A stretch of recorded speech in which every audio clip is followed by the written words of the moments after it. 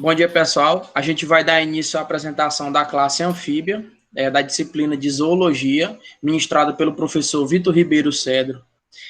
Os componentes do grupo são João Rufino, José Roberto, Juliana Vicente, eu, Matheus Carvalho, Nelson Teodoro e Vinícius Melo. Vamos dar início à apresentação com as características da classe anfíbia. Bom dia, me chamo João Rufino e vou falar um pouco. Então, a palavra anfíbio vem de anfi, que significa duplo, e bio significa vida. Se refere ao conceito de vida dupla. Ou seja, são animais que vivem parte da vida na água e parte em ambientes terrestres. Eles têm uma pele muito fina e sua temperatura varia conforme do ambiente, né? Eles vivem em ambientes úmidos, próximo à água, como você já sabe, como lagos, represas e etc. Se alimentam de pequenos animais, moscas, aranhas e minhocas. E também não podemos esquecer da presença de glândulas que secretam o veneno, as quais são responsáveis pela proteção, e isso é encontrado principalmente na região dorsal, né? Entretanto, a posição das glândulas, bem como sua quantidade, varia de uma espécie para outra. E também são os únicos vertebrados que apresentam 4 dígitos nas mãos, como caudaltos e anuros. Próximo. Bom dia a todos. Eu sou o Nelson, né? Vou dar continuidade aqui à classe dos anfíbios, falando da principal ordem, que é a ordem dos anuras. Bom, a ordem dos anuras, ela apresenta o maior número de espécies, né? Sendo que no Brasil, só no Brasil possui mais 4.000 espécies brasileiras, né? Bom, temos como exemplo o sapo cururu, como vemos na imagem, a rã e a perereca. A característica geral dessa ordem é que eles não possuem rabos, né? Tem ausência de caudas, como podemos ver nas imagens, e também que seu corpo é todo adaptado para o salto, né? Para o pulo, como podemos observar nas suas pernas traseiras, elas são flexíveis assim para justamente dar melhoria nessa propulsão deles, dessa ordem. Bom, vamos dar continuidade, pode passar. Falando das outras ordens, temos também ao nosso lado esquerdo a ordem Urodela, ou Caudata, como pode ser chamado. Possui mais ou menos 515 espécies no planeta Terra, né? Sendo que no Brasil possui apenas 5 espécies brasileiras, né? Uma delas ali é a salamandra de fogo, como vemos na imagem à esquerda. E a característica geral é que eles possuem caudas, como se fosse um lagarto, assim, né? Muito semelhante, mas eles são bem pequenininhos. E também as suas 4 patas, eles possuem 4 patas idênticas, assim, bem iguaizinhas, que eles se ajudam a se locomover.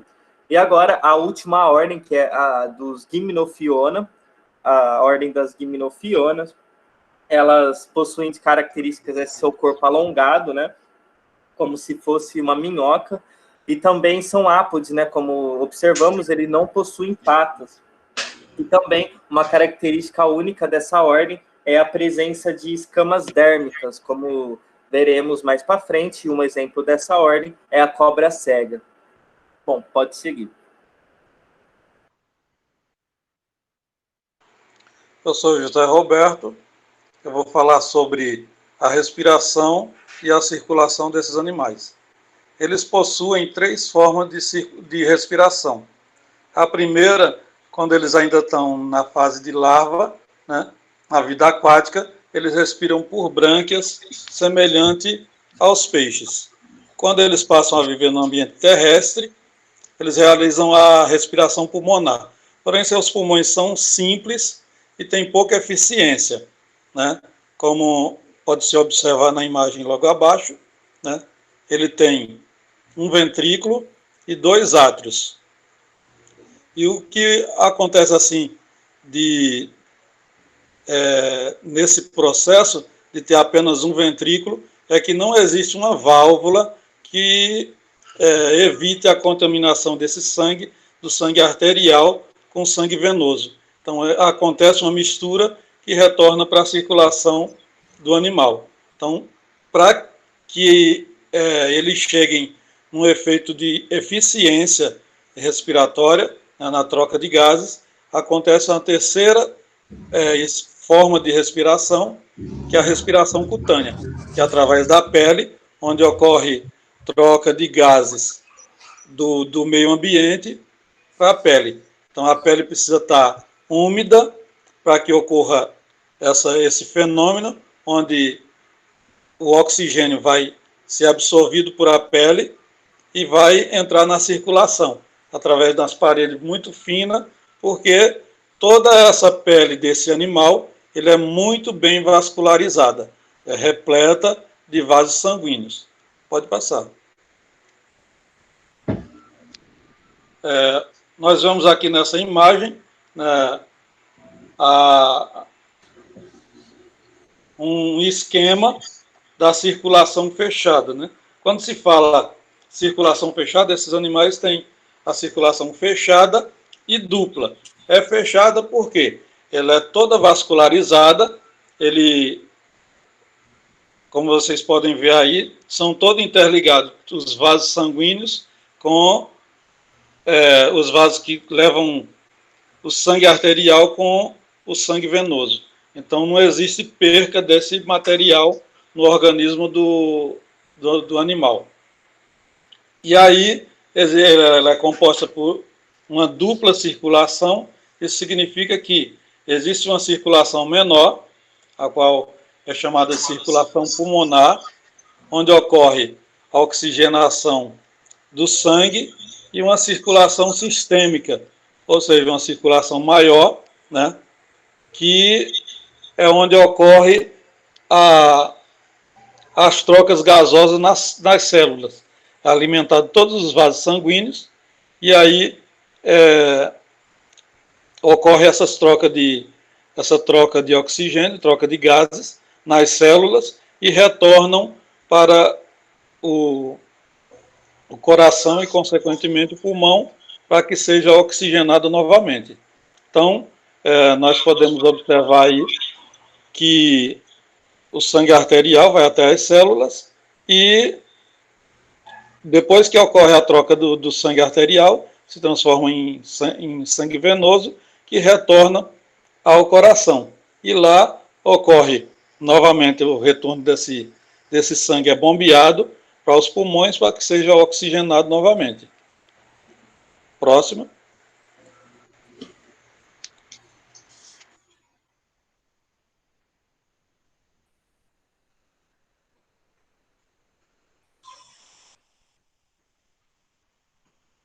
Juliana?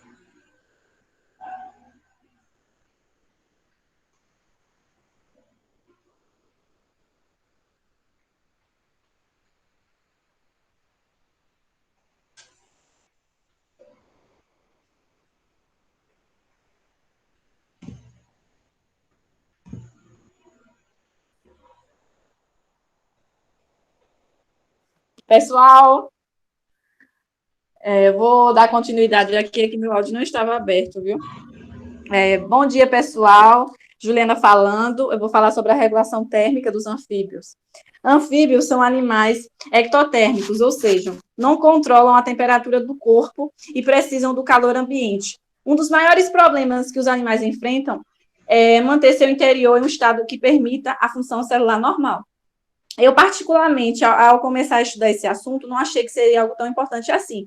No entanto, é importantíssimo, pois se a temperatura cair, os processos metabólicos ficarão lentos, diminuindo a quantidade de energia que o animal precisa para reunir, afetando, assim, a sua atividade de reprodução. Portanto, a temperatura é um limitador grave para todos eles, pois eles precisam manter uma estabilidade bioquímica. As alterações na temperatura externa interferem-se nos processos metabólicos, incluindo a regulação da digestão e função imunológica. Próximo. Bom dia, pessoal. Eu sou Matheus Carvalho. Eu vou falar sobre a importância agropecuária. Dentro da importância agropecuária, eu vou destacar 2 pontos. O primeiro ponto é o positivo. O grupo anfíbio ele trabalha como controle biológico de praga, ou seja, eles se alimentam de insetos e invertebrados, insetos e lagartos. Tais estes que atuam como pragas dentro de hortas e lavouras de grandes culturas. Além disso, eles são bioindicadores, eles aplicam que o sistema, que o ambiente está regular, ou seja, com a presença deles, a população de pragas, insetos, ambos, está controlada, não está em grande infestação. Sua presença dentro de hortas vai se dar pela presença de sapos cururus, lá da ordem dos anuras, e em lavouras a gente vai ter a presença também dos sapos, porém em baixa população, ou seja, pequenas quantidades. Em lavouras devido ao quê? Por ser bastante úmido, por eles gostarem de um ambiente úmido e fresco. Em lavouras não vai ter tanto devido ao clima está um pouco em altas temperaturas, devido não estar bastante úmido em questão de chuvas, e em hortas podendo ser irrigado. A gente dá continuidade com a importância ambiental com o Vinícius.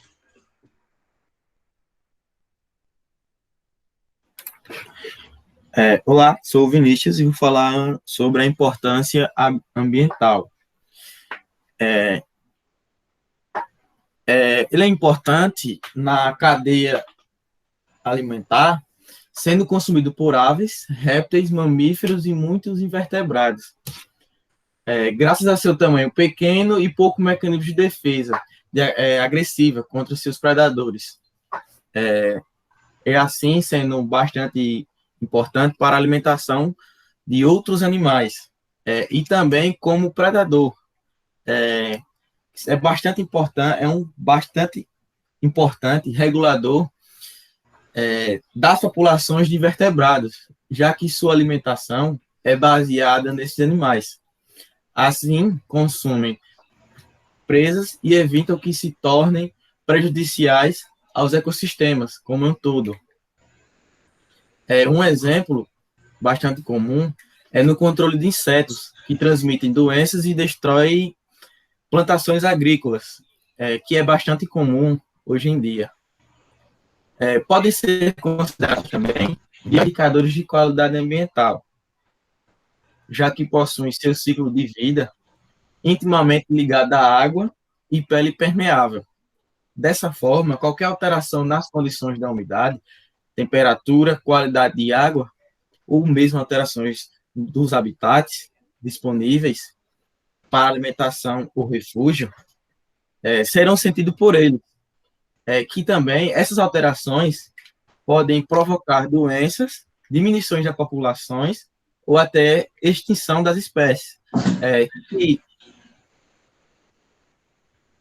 Dá para perceber que onde eles não habitam é um lugar que não tem qualidade. Eles só escolhem lugares ideais para eles.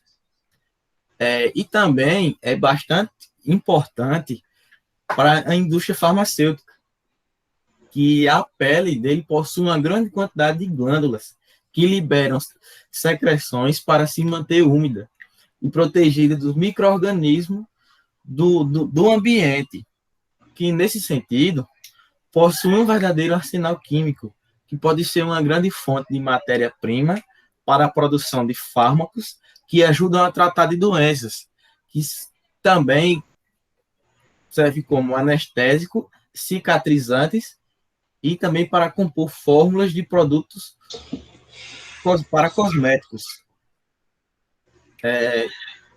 Pode passar. Aqui estão nossas referências do nosso trabalho apresentado. Ficamos abertos para tirar qualquer dúvida relacionada ao trabalho apresentado. E tem uma colocação dentro do grupo, dentro da apresentação, sobre a importância agropecuária. Eu falei um pouco rápido, e assim, dentro da importância agropecuária, podemos destacar que, assim, o grupo Anfíbios, ele faz um controle biológico, como eu citei, o Vinícius também citou, para a importância ambiental, o controle de pragas. Isso faz com que evite perdas da produção dentro de lavouras e de hortas, qualitativas e quantitativas. qualitativos, dependendo da quantidade de produtos, de espécies da cultura serem afetadas, e qualitativa na questão do produto, assim agregando valor. A sua presença a presença dos anfíbios dentro de produções agrícolas é benéfica. Os malefícios são, em grandes culturas, a aplicação e uso dos agrotóxicos, de pesticidas especificadamente, fazer com que esta classe de anfíbios passe a ser extinta no ambiente, assim causando maior incidência de pragas e insetos, fazendo com que passe a ter perdas e prejuízos dentro das lavouras. Esta é a minha colocação e damos por fim a apresentação da classe dos anfíbios. Obrigado pela atenção. Obrigado aí pela atenção. Valeu.